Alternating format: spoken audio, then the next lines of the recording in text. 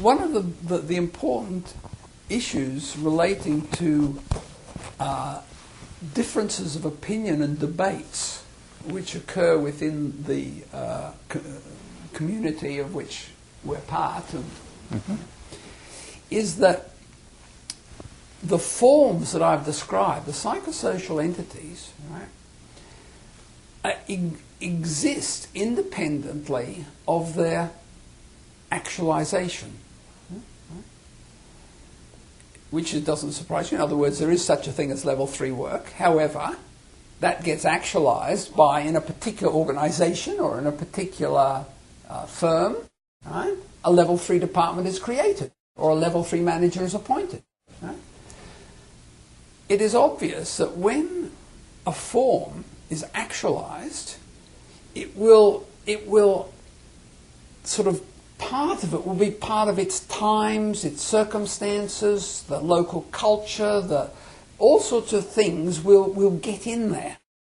You won't even notice they get in there. Furthermore, the person implementing it or advising on it will be bringing their own perspectives, their own biases. Right? So empirical reality will never be a match for the form. Okay? And that we ought to allow 100 different ways to describe the manifestation of this form, right? And not worry that people argue among each other, because they're actually observing the manifestation. Particularly as a lot of people here, they're quite empiricist oriented. They're more oriented to what they see and who they interact with than what's happening in the mind. But if we can accept that the actualization of the form and the way that's described can be very variable, right?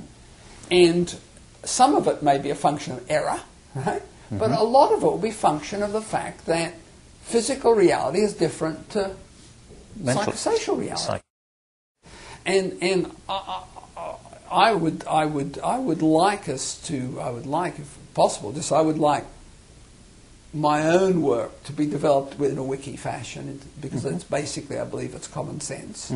And then that one would be able to click onto it and get lots of different ways that people have actualized or have observed in reality in different contexts or from their own biases or whatever, without denying their validity of what they've done, right?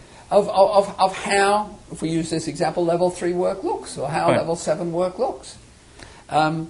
I believe if we can understand that there's this interplay between the transcendent reality right, and the actualized reality, and that one's moving backwards and forwards between the because two. Because in the actualization you maybe discover that the way you've articulated that transcendental form is slightly different. Wrong. Right, exactly. You've not quite got it right. Yeah. And then you can make a correction to it. But you're correcting that form. Okay? I think that this would be actually a positive benefit. It will go along with this philosophy of potential and freedom. If you were a practitioner, a levels of work practitioner, working in Vietnam, right, or Thailand, right, where the culture is of indirectness, the whole notion of accountability would have to be handled totally differently because in fact the culture only permits certain things. You would want to see how other people in that culture were describing what they'd done and how they did it. It wouldn't help you all that much seeing what somebody in Manhattan is doing, or Columbia, or London. Right? So I think at the level of practice, we've got to appreciate and tolerate and welcome diversity. Right? I think Eliot now and then got into problems with wanting to sort of be the enforcer. There's one way. And this got him into trouble and led to mistakes because he tried to somehow move from an abstract formal level and then just collapse all the steps into what A must do B and B must do C, and of course then people exploded and the situation. And get prescriptive about it. That's right, which was exactly the opposite of what he was actually saying, which is enabling autonomy.